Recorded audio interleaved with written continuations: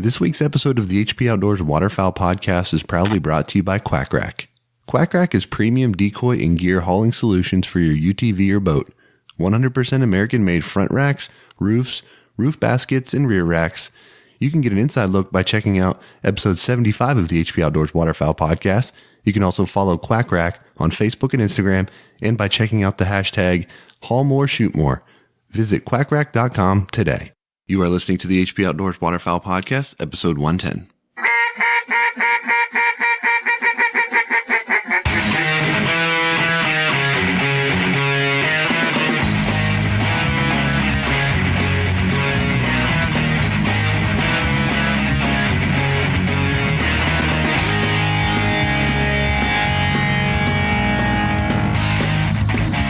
This week on the show, we're talking holiday traditions, giving you some hunt updates, and we also talk about how we're heading out to Kansas this week.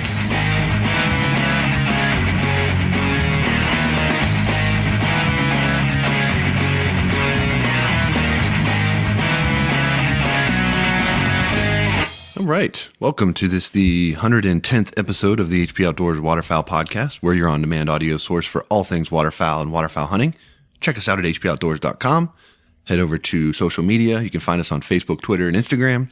If you're on Facebook, you can head over to our Facebook listeners group and check out all the listeners of the show, chat with them, chat with myself, chat with my co-host Dan Harushka. Dan, what's up? Dude, the first written instance of OMG that we know of was in a letter to Winston Churchill in 1917. Wow. How about that? That's amazing. That's actually pretty insightful. There you go. Very nice. If you're new to the show, you may be wondering what Dan's talking about. Check out all the past episodes and you can find out more of his useless knowledge that he likes to drop on us in the show. iTunes, Stitcher, iHeartRadio, Spotify, all the good podcast catchers out there, you can find our show. Before we get started too far down the road here, I want to take a minute just to thank Native Eyewear. We choose Native Eyewear for their 99.9% polarization efficiency, injected lens technology that places the optical center of the lens in line with the natural motion of the eye, ensuring distortion-free vision and reduced eye fatigue. And their lightweight polycrystal carbonate lenses that are less likely to shatter during impact. Check out nativeeyewear.com to get yours today. Like the Sightcasters and the Wells, I think is what we run, right, Dan? Yes, sir. Right. Also, Lucky Duck. About the only creature that they can't deceive is you. Lucky Duck's more than a brand. It's a lifestyle built around the subtle art of critter deception. So while you're focused on the business end of your shotgun or rifle, know that they're completely focused on what matters most, you. Whether you're in the duck blind, dove field, or on a predator stand, chasing turkeys, whatever it is, they're confident that their products will help you succeed. Check out their full lineup at luckyduck.com. Keep up with their latest news by following them on Facebook, Instagram, and Twitter. Also, 737 Duck Calls. Original design, select grade components, superior sound, and unparalleled service. 737 takes exceptional pride in producing the finest quality, best built premium calls on the market today. They're made in America and they're offered only direct to consumer through their website. Shipping in the U.S. is always free, and international orders are also accepted online. 20-day money-back guarantee and a lifetime warranty accompanies every call purchased. 737 Duck Calls lead the flock. Gunner Kennel is engineered for your dog, designed for travel, and built for your peace of mind. The G1 Kennel has set a new industry standard and put Gunner Kennels in a category all its own. Gunner was started to protect your pet, and it continues to be at the center of everything that they do. Gunner Kennels are dedicated to building the best and safest pet travel crate on the market. Man's best friend deserves man's best kennel. Check out their G1 series of kennels and accessories at gunnerkennels.com. Also, OnX. OnX Hunt allows you to confidently navigate public and private land boundaries across the country. The Hunt app turns your smartphone into a fully functional GPS with more than 450 countrywide maps that give clear private and public land boundaries, trails, hunting-specific data, and more. Listeners can get 20% off the Hunt app, premium or elite membership when you use the discount code HPOutdoors at onxmaps.com.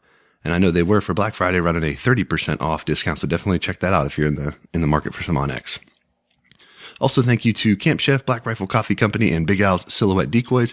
Say it every week, guys, but thank you to the companies that support this show, and please support them in any way that you can. To make that easier on you all, head over to the HP Outdoors website, check out the discounts page, and you can find out how you can save 15% with Black Rifle Coffee Company, 10% off with Dunn Sporting Goods, 10% off with White Rock Decoys, 15% off with 737 Duck Calls, 15% off with Alpha Dog Nutrition, 10% off with Gunner Kennels, 10% off the Ridge Wallet, and as I mentioned, 20% off of Onyx Hunt. So lots of great savings, lots of great opportunity, and thank you to the companies that make all that possible. All right, Dan, as people probably can tell, I'm doing a lot of mouth breathing right now because I'm a little bit congested, and I know you're a little bit under the weather. So you're going to be all right for our trip out to Kansas this week? Dude, so I've had this cough for a month now? And finally, it turned in from the cough. And this is what I think what happened. I wasn't I guess I was nasally a bit, but I wasn't super congested. I did have a little bit in my chest, but my oxygen felt low and just a ton of coughing. So finally, I did use a nasal spray. And from the time I used that, it just backed up right behind my eyes, and then my teeth started hurting. So I knew I had a sinus infection, and finally the wife made me go. She's like, you can't be flying with that and feeling like crap. And I think you said the same thing, we can't, don't be sick on our trip. So I went and got the antibiotics. So a few days into that, and the pressure is pretty much gone right now after a couple days, and my stomach's totally upset from the antibiotics, so that's awesome. And I think I have a few days. I think I put you out a little bit because I've been feeling so bad, and this is actually Sunday morning recording, so starting to feel a little bit better. But I did notice a little sniffle on your end, so hopefully you don't catch what I'm going through. I think I've just got a little bit of a standard congestion. I don't got all the situation you got going on, but get that squared away before we head to Kansas this week. A big week coming up for us. We've got the trip out to Kansas, so lots of content and stuff coming everyone's way here this week. And we are recording here on Sunday morning, which we almost never do. So the cool thing about that is we get the most recent info. And last night, a new world duck calling champion was crowned, and it's 3-time world champion Logan Hancock. So pretty sweet. That's always a big deal down there in Stuttgart, and a lot of social media stuff coming out of there, and just looks like a great contest. And that's just kind of cool to see on the heels of our conversation with Kyle about the World Goose Championship up here in Easton. It looks like there's that competition down there in Arkansas is alive and well, and still getting a lot of support and is well attended. So cool to see that. Yeah, man, that's, the more I think about it, and after listening to Kyle again, to be the best in the world 3 times, that is a great accomplishment, and just the time and dedication that these guys put into it, it really is unreal. And when you're at the top of your game, I guess you're at the top of your game. So congrats. And it's super impressive. And I don't know, I think about it every time that I'm out in the swamp calling, and I'm like, man, those guys definitely know their way around the call. And it's just cool to see them be able to keep that high standard, at least 3 times. So very impressive. Yep. No doubt. Another thing I was doing here, Dan, is we were getting ready for this episode. I was leafing through the most recent edition of, what is this? What am I looking at here? Right on my papers around here. Wildfowl magazine. And I like this magazine. I think it's one of the better ones that they put out for waterfowl related stuff. And they always have these kind of little, little sections of kind of weird tips and interesting facts and things like that. And one that caught my eye was it says that the number, according to the Journal of Science, 500 to 600 million birds can be found in flight on a single night during the spring migration. 500 to 600 million birds in a single night can be migrating in the spring. I was a little bit shocked by that number. I mean, that's a big number right there. Yeah, you told me that before we started. Now that I think of it, was it the Journal of Science? So they probably do every type of bird, right? Oh yeah. I mean, this is definitely not duck, exclusively. I mean, spring, there's probably 100 million robins by themselves. No, I don't know about that, but it seems like they come in swarms when they come up. But that's a very large number, and it's just really cool to think about the overall picture of it, right? Just Yeah, I mean, just the they thing about they know when to head south and yeah, when to exactly. head back up. Yeah, I mean, there's just so many birds that are tuned in the same way that, they're, you talk about these migrating days or whatever that we look for in the wintertime, in the fall, north wind, temperatures up north, cold, just things that are good migration days. Like that's not just like a buzzword, right? That guys use, kind of like how people Right. use the whole, oh, it feels ducky, that this looks ducky or whatever. Like migrating days are a thing. Like that is a real thing. So, if you want to be successful, looking for those days and knowing how to identify them and being in the blind when it happens is a good way to do it. So I thought that was kind of cool and sort of bared out that point a little bit. And talk about migration. I honestly feel like we are probably like a month or a month and a half ahead of schedule from when birds show up. Like I've been seeing canvasbacks, and I don't remember the last time. I know you shot a canvasback in November a couple years ago. Yeah, several years ago now.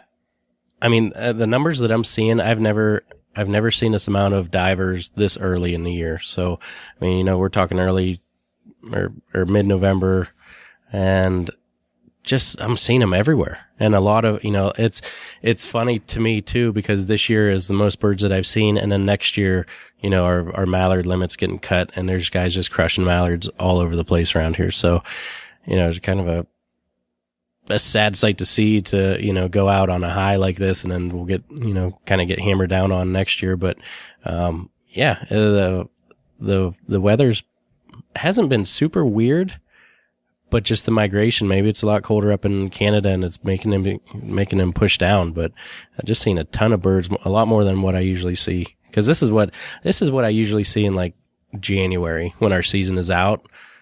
Yeah. Exactly. Yeah. And it's cool. So it's definitely pushing me to get out quite a bit more than what I usually would this early in the year. Yeah. And we've, it's weird because we, at least where I'm at locally, again, this is different for everybody, but I haven't been seeing the normal amount of birds that I typically would at this time of year, geese specifically. And then, 1 or 2 days last week, I just saw, a few more showing up, and then I actually got to hunt on Black Friday, and we saw quite a few birds, more than what we kind of anticipated. So there was definitely some fresh birds in the area, and they were acting a lot different than what the resident kind of birds do. So a lot of that's how we kind of know when the new birds are showing up, because the spot we were hunting is a midday loafing pond, and it's one of those spots where they're there every day all year long. So when birds go there, and they usually start showing up around like anywhere between 8:30 and 9:30 is typically, and then they'll stay there all day. They don't circle, they don't screw around. When they hit the horizon, they're locked up and they're coming in. And it's just like They do not hesitate. And for the first hour and a half, we had birds flying high, circling, really indecisive, couldn't figure it out, trying to get in, pull out at the last minute.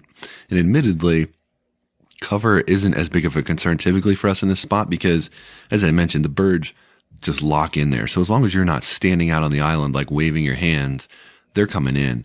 But these birds were definitely more skittish and were circling and looking harder, and they were busting us because we didn't have as good a cover. I mean, basically we're kind of on the edge of a little island out in this pond, and we're just kind of snuck up against a tree, standing there sort of like in a timber hunt almost. But there's no leaves on the trees. They've thinned out a bunch on the island to clean it up. So like, there's just not a lot of cover. Like probably next time we'll have to take some blinds out there to make it work. But, we were getting busted by these birds. And I'm like, what is going on here? Like birds never do this at this spot. But it's because, they're new birds into the area and they weren't as convinced as what some of the ones that have been spending a lot more time there. So we battled that. We ended up, too short of our limit. Wasn't because of lack of opportunity, probably just poor shooting and all that good stuff. But, it was a fun hunt nonetheless. Got my son back out, and, we talk about traditions. I think hunting with my son on Black Friday is going to become a new tradition for me because my wife loves to Black Friday shop, and she starts on Thanksgiving night. So it's pretty much just him and I, like after Thanksgiving dinner, watching NFL, go hunt the next day, come home, watch football, just kind of doing it up like that. So I think that'll probably become a new tradition for us because, you know, while she's out shopping, I would normally have to just stay home and take care of my son. But now that he's old enough to get out, we took advantage of that day and had a good one. So, and it was going to be cold. I mean, they were calling for like temperatures in the teens. So I was nervous about having him out there when it was that cold because he hadn't hunted that cold temperatures yet. So I bundled him up, took the propane heater, took all the stuff, you know, and then the temperatures, I mean, it was still chilly, but it was not in the teens. It was like in the upper 20s. But he did good. And, you know, we had fun. So, you know, that's probably something. So is he still ate up with it? Like no trouble getting out of bed? Oh yeah. No, I mean, I woke him up at 4:00 and he was like backflipped out of bed. He was like, let's do it, you know? So yeah, he's that's into awesome. It. And, I haven't bought him a gun yet. My wife is giving me a little bit of pushback right now, but he wants one big time. And, my wife just doesn't think he's ready yet or whatever. But, so we're in discussions with that, but he's bringing it up all the time that he wants a gun and wants to start shooting. And as he points a Nerf gun at my face, so I'm like, bro, you need to figure it out first. Yeah. So are you talking like a BB gun to start? Or are you talking like a 410? What are the discussions with the wife? So it started out 410. She kind of balked at that a little bit. And so I walked it back and floated the idea of a BB gun. Personally, I'd like both. Yeah. You know, and I will likely buy one of the other regardless. And if I can get her to be comfortable with me giving it to him and letting him shoot in it, I will. If not, I'll just hang on to it till, you know, that time comes. But, you know, I had a BB gun when I was a kid and I never really shot it that much. I always kind of shot my 22 or something like that. So that is another option. I might buy him like a Ruger 1022 or something like that to start with as well. So the 410 I like though, because he can, you know, he can hunt with that squirrels. I guess he can hunt with 22 and stuff, but 410 would be a little bit better as far as getting him exposure to shotgunning and that kind of thing. Right. Yeah. That's, got to make sure the wife's all right with it too. So she just thinks he's a little young, and it's like, you know, she didn't grow up around guns. She didn't grow up in a hunting family. She just sees all the other kids in the neighborhood that aren't into hunting. Dads don't hunt, don't have guns, any of that kind of stuff. So it's like, she's worried, you know, and I get it. I mean, she's not around it. So like, it's just like everybody else that doesn't know guns, it doesn't have familiarity with guns. Like they just get scared of them. So, you know, I'm obviously working, you know, talking with her about how we would use it and how I would teach him and when we would use it, you know, because I mean, yeah, he's 7, but I'm not going to have him taking the gun with us in the field for a while. Right. This is just for kind of on the range shooting, getting him familiar, gun safety, that kind of stuff. So we'll see. It's a work in progress, but we'll get there one way or the other. That's exciting.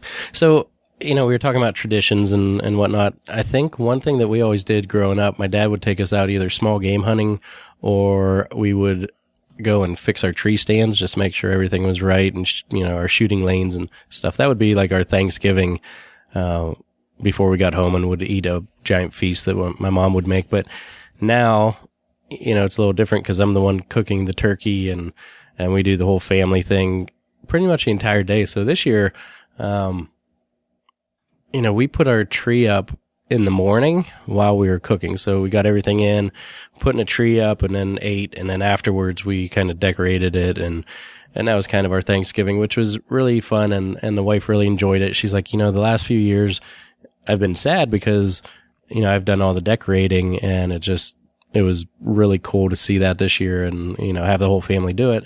And I was like, yeah, I agree. I said, but I just want you to know in future years, that's probably going to be a tradition of hunting with one or more of the kids. And she's like, well, what if I want to go hunting with you? And I said, if we do a family hunt on the morning of Thanksgiving, that would be totally awesome. So yeah. If you want to start doing that, let's go. And I think that, you know, if I ever get any feedback on hunting or wanting to go, I'm like, why don't you come with me? You know, let's find a babysitter and come out with me. So she's definitely coming around to the idea a lot more. And, she'd probably just shoot banded birds all day just because that's her luck. I was going to say. The first time she went turkey hunting. Yep. Yeah. One day out turkey hunting and shot a bigger tom than I ever have. So, but no, that was cool to hear that she's kind of on board with that, and the kids really do. You know, they're eating duck and just really embracing the whole lifestyle of it. So really happy there. But there's still, you know, 5 and 3, so got a few years left before we can really get them out and enjoy that. But this year, so the stands, you know, I think Thanksgiving morning was like 17 degrees, and with what I have going on in my body, I'm like shivering, and I'm like, Dad, I'm not going out to put stands up. And then he wanted to do it Black Friday, and I actually worked a little bit Friday, and then the whole family went Black Friday shopping, which was my first time Black Friday shopping, and all the deals were pretty much gone, so I wasn't that impressed. And then Saturday I didn't get out either. I just not feeling it. So trying to get healthy for our trip, and you know, I was looking out there.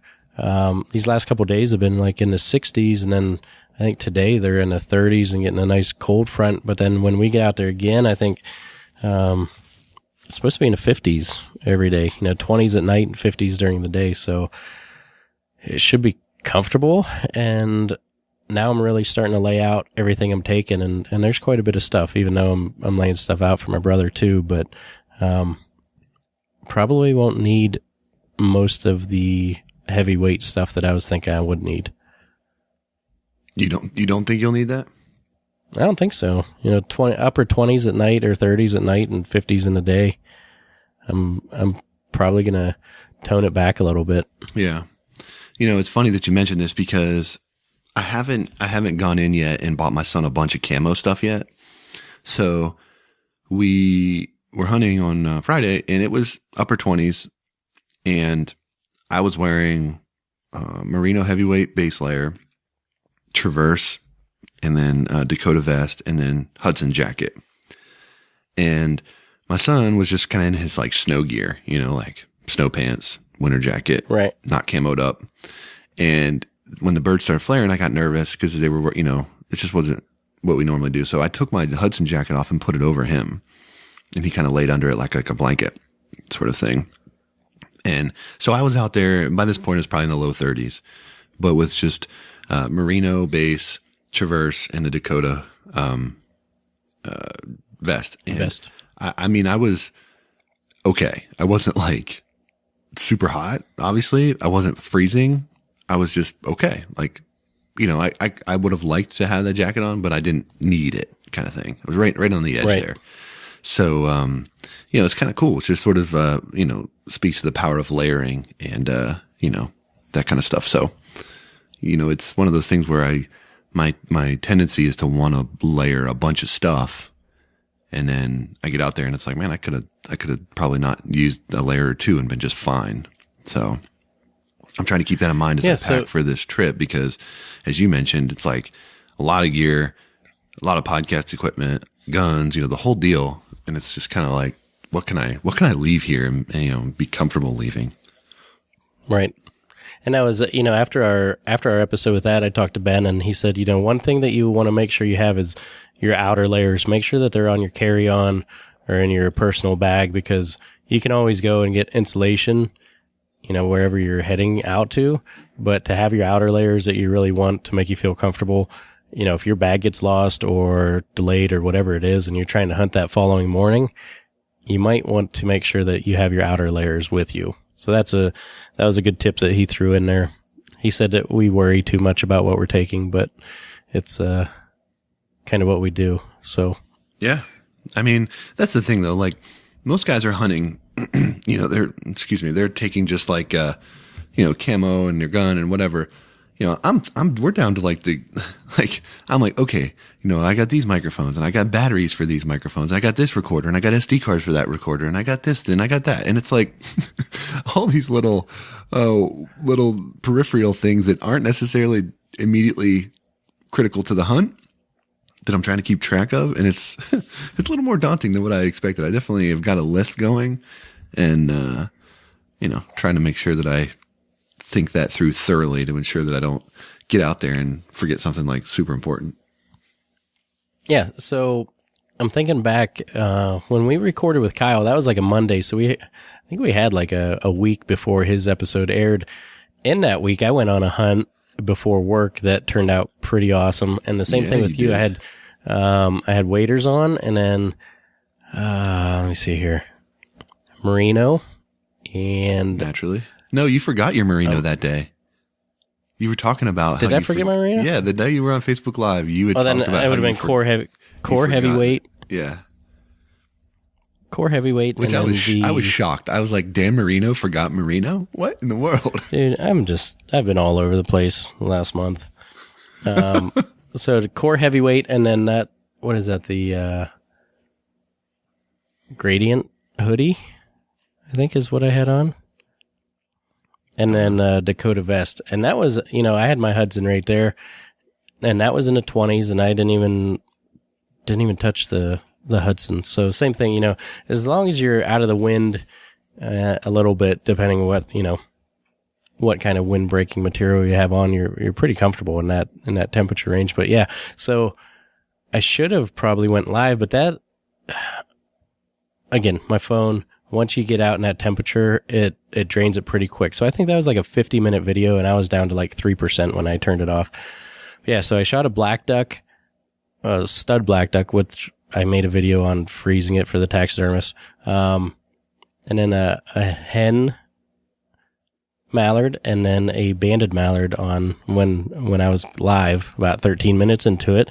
And that was super cool. I walk out, and some people thought it was planted because it was right in the middle of the decoys, but yeah, they kind of snuck in on me when I was talking about different scenarios, and just pulled up and shot him. And the second shot was the hen that was flying away that was with him. And I was really surprised because that morning we had the ice was about 1 inch thick walking out there, and the one hen I shot was around, I want to say 40 yards. My hole was around 25 yards, where I had 5 decoys and a spinner that seemed to work pretty well. And I had to break the ice, probably 15 yards of ice, to get out to that hen, and it was just not worth taking another shot at that hen as she was flying away, because, the dog, it was just too dangerous really for the dog, and she was not feeling it. I forgot her vest as well, and it was just too hard for me to break it. It was just that height that was different. I didn't want to use my gun to break through it, and I was kind of like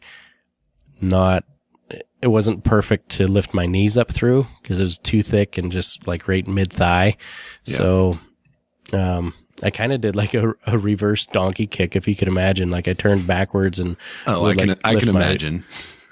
Imagine it, reverse donkey kick. So I was like lifting my heel up through and busting the ice. That's how I was going through it. So, yeah. So I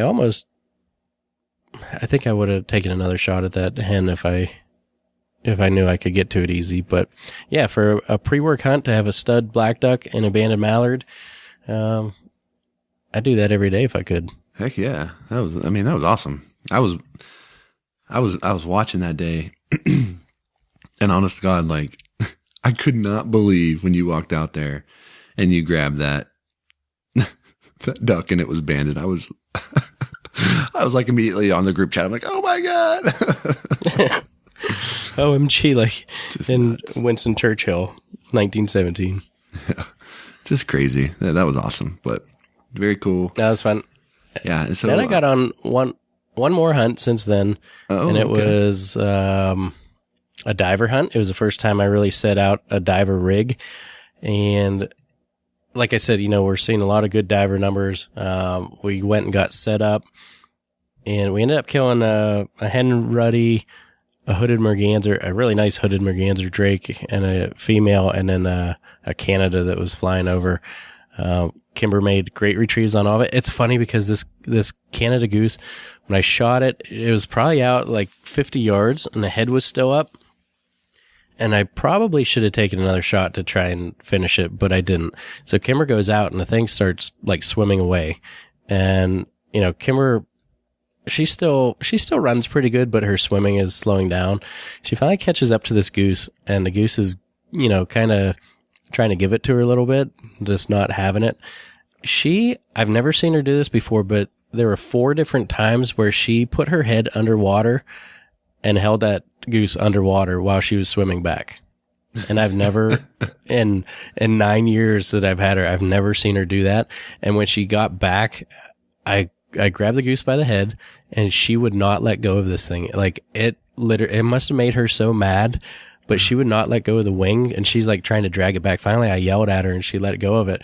But that was a very, very different experience for me. Like she was legit mad, mad at this goose. She's just not playing in her old age. You know? No, she has no time for it. But to see her, I was like, what is she doing? And then she did it again, like swimming with her head underwater and holding this goose underwater. I was like, you got to be kidding me. And then finally, she did it 4 different times and then got back. And yeah, it was pretty funny. I don't know. She was mad. I was like, why is this goose so heavy? And then I see she's holding on to the other end, like dragging it back. I was like, would you let go? And then finally I was like, Kimber, let go. And she finally did. But yeah, I threw it up on the bank and she was kind of, just staring at it, not happy at all. Yeah. It was funny. That's impressive. I mean, she don't play in her old age, Nope. Oh, that's near this good. house. So yeah, we've had a few successful hunts here. And I mean, I don't know. I just feel like the season for us, it just came in on Wednesday, the day before Thanksgiving, and I actually spent that day on the trout stream. But I just feel like the season hasn't really got cranking yet for us, because we've got like 2 weeks here locally, and then we got another split. So the second week of this split, we're going to be out in Kansas. So I kind of feel like this Kansas trip is really sort of the kickoff to my season, where I'll be hunting more regularly, like, through the weekends and stuff, at least until the baby comes, and kind of figuring all out how that's going to work. But, I feel like this is sort of the kickoff to my season, and I'm super pumped to get out there. And like these first 3 days of work this week are going to just drag on, Yeah. And I'm still trying to decide, because Monday, tomorrow, or today when everyone's listening, is our opening day rifle. And usually, I don't know if I've ever missed one of those, even if I already have my deer tagged out in archery. But, it's supposed to rain, snow mix tomorrow, and just the way I'm feeling, like, I had some chills last night, just trying to kick this sickness, like, I'm really not sure if I'm going out. And that'll be the first time since, like, I don't know. Probably since you were 12. I was like 8. Oh, yeah. Well, even before I used to go with my dad before that, right? Yeah. So, you're talking 27, 28 years probably. So, yeah. But, so I might have to go out in the morning and just sit for the first hour and see what happens. But yeah, I don't know. I'm not mad at him like I used to be, No, I'm not either. We were talking about this yesterday a little bit, and, I'm definitely not as passionate about deer hunting as I once was. I mean, at one point in my life, I was really torn up with bow hunting, and that's all I could think about, and that's all I wanted to do. And I think as I've gotten older, for whatever reason, I've just gotten less patient, and I like, well, maybe it's not that. Maybe it's just that I've been exposed to things that I hadn't been exposed to earlier in my hunting life.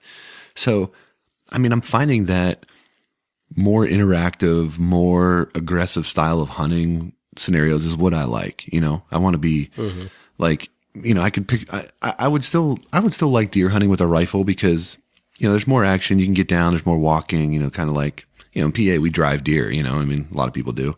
So, that's fun. Late muzzleloader seasons, kind of, you're on your feet, you're moving. I mean, when I'm in a deer stand and I'm sitting there and I've been there for an hour, 2 hours, and I'm not seeing deer, I get very impatient, and it gets frustrating. And I'm like, man, I could be doing a lot of other things right now.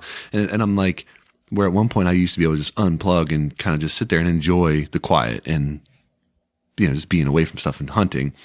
And oddly enough, I did get that feeling. I seem to find that feeling more on the trout stream now. I mean, Wednesday, like, I didn't catch many fish. It was cold, pressure had dropped, kind of shut the fish down. But just being on the stream all day and like listening to like the stream, and it was very like almost therapeutic. It was just a nice disconnect. And I haven't felt like that after a deer hunt in a long time. So I'm not sure how much more deer hunting I've got left in my career. I mean, I'm sure I'll do some periodically, but I love turkey hunting. I love duck hunting and goose hunting. And, deer hunting might just be kind of a periodic thing. The thought of shooting a deer, dragging it out, processing it and all that is such a daunting task compared to grabbing a couple mallards and breasting them out. Yeah. Yep. It's just, You're right. One of those deals, man. People change over time, I guess. I don't know. Yeah, I agree. And I'm starting to feel that way too. But, I will say, so I got out for 3 hours during our archery season this year. And in those 3 hours, I was on the ground hunting, and I was full draw on a 10-point at 40 yards. And even though I say that I'm not like ate up with it anymore, I'm not mad at them. The adrenaline rush that I had, and definitely, having that 10-point at 40, full draw, coming walking at me, stops behind a tree, and then does a 180 with the nose to the ground, following the doe that he brought him within range. My heart was definitely pumping out of my chest. So I'm sure that I'll have more experiences like that, and I won't let it go forever, but just the time, I'd rather go out and shoot ducks. Just kind of my style now, I guess. Well, I mean, granted, like, I'm right with you. The interaction with the deer still is every bit as adrenaline packed as it ever was, right? That experience is still there. It's those downtimes, right? When my mind wanders and I'm like, man, I could be doing something else right now. And right. I think part of it too, for me, is like, I have a really hard time being comfortable in a tree stand. I mean, I'm 6'4", 225 pounds. Like, I hunt in a lone wolf hand climber. It's not terrible. I can make that work for a couple hours, but even like in a ladder stand, after a couple hours, I'm just like kind of fidgety, and I'm just like, nah, I need to be comfortable out here if I'm going to do this. And, so that definitely detracts for me a little bit. Yeah, man. So what else you got? What else are you thinking of? It's going to be a short episode this week. I was looking at our numbers lately, and we're pretty consistent, like hour 20 for episodes. So I'm feeling pretty good about keeping this one short, because we got a lot going on this week, and travel, and then we'll be pumping some out while we're out in Kansas. So yeah, I mean, when we have an interview on, the interview episodes typically, they're hour 20-ish, but coming up this week, we're going to have a ton of content coming out. So definitely make sure you're following us on Instagram and Facebook. And if you're not in the Facebook listeners group, head over there and check it out. We're going to have a lot of content from our trip out with Ben Webster at Ben Kansas Outdoors. A lot of good dudes coming out and going to be in camp with us. We're going to be out there. We're all flying in on Thursday. We're going to hunt Friday, Saturday, and Sunday. So Ben and his guys have been on the birds out there. So we're really, really excited and looking forward to getting out there. And just, there's going to be just so much content coming out. This is kind of honestly, my mind is more on that and how we're going to tackle all that than kind of, right now, unfortunately. But I think it's going to be awesome. And, this is the first time we've gone sort of on a trip together outside of coming down to Maryland and hunt. So this is something that we're going to be doing more of. Obviously, we've got the Arkansas spring snow hunt on the books for March of 2019. So, and then for 2019 fall season, we've got a lot of things kind of working. And you've also got a trip coming up between the week of Christmas and New Year's that I will not be able to go to because I'm going to be having a new baby coming in. So lots of good stuff. And we're trying to figure out how we're going to maximize those trips, give the best content that we can to everyone. So definitely check us out across all the different platforms. One little special plug for our listeners group as well. We're coming up on 6,000 people in that group. One little secret that if you're not in there that you don't know, we do a ton of giveaways, and most of them are exclusively done in that group. So we've given away a ton of stuff in there. And it's, basically it's just an opportunity for you to get in there, connect with us a little bit closer, and, win some free stuff. So if you're not in there, definitely head over, request access, and we'll get you in and get you on some of that stuff. So, Dan, I don't know if I really have anything else this week. I'm just literally sitting here thinking I got to go paint the nursery this afternoon and edit this tonight and start packing my gear, get ready to go. Yep, I got stuff laid out. Gonna lay out all the tech stuff that we need to take, and tech stuff. That's about tech stuff. I do want to say, last night we did one of those escape rooms. We got out with over 18 minutes left, and I feel pretty good about that. So even in my groggy state, I'm feeling pretty intelligent today. So, I just want to throw that out. I'm feeling pretty good, and hopefully I'm physically feeling better by the time we take pat off. yourself on the back, huh? That was just a attaboy. I need it after these last couple of days. I've been feeling crappy. So hey, man. Well, I hope you feel better off that. Good job. I appreciate those few seconds that you just let me vent about how awesome I am. Yeah, man. Do you? Hey, one thing I do want to circle back to that you mentioned. You briefly mentioned it, that you did a video on how to prepare your duck for getting it over to the taxidermist, and you can head over to our Facebook or our YouTube page and check that out. Definitely subscribe to YouTube if you're not already. We're going to be putting out a bunch of stuff on there and some other stuff that we haven't talked about yet that's coming up probably on that platform. So definitely plug into the YouTube stuff if you're not subscribed yet. But preparing your bird for taxidermy, we've talked about this with Tim Schloss on the show before, and if you haven't heard that episode, definitely check it out, because you don't want to shoot the bird of a lifetime, or your first one or whatever it is, and then have it ruined because you stuff it in newspaper and a nylon or something like that. And unfortunately, that's one of those topics that over time, it's been like sort of the standard go-to, or it's been passed down, oh, do this, do that. And we're finding that that's not the best thing to do. So, your video hits on that on a good level of detail, not super high level, not super granular like we went in with Tim Schloss, but check it out. It's a quick watch. And, again, that was another shameless plug just for our YouTube stuff, because we're going to have a bunch more coming out over there. So definitely check it out. All right, man, you got one last thing here before we wrap up? No, I was nasally in that video too. I need to get healthy, Josh. I'm not feeling good. You need to make take time for you, okay? I need some me time. I need a hot bath right now. Ugh, gross. All right. Well, you go draw yourself. What was that noise? That was, yeah. Okay. Well, you go draw yourself a bath. I'll go ahead and shut this episode down, and I'll see you on Thursday in Kansas. Sounds good, brother. Before we head to wrap up this week, I want to just take a minute again to thank Quack Rack, Native Eyewear, Lucky Duck, 737 Duck and Goose Calls, Gunner Kennels, Onyx Hunt, Camp Chef, Black Rifle Coffee Company, and Big Al Silhouette Decoys. Again, thank you to all of the companies that support this show, and please support them in any way that you can. Make sure you take advantage of the discounts on the HP discount page over on our website. And, it's the Christmas season. It's a good opportunity to maybe float the idea by your wife, like, hey, check out this discount at Dunn Sporting Goods. I need a new whatever it is.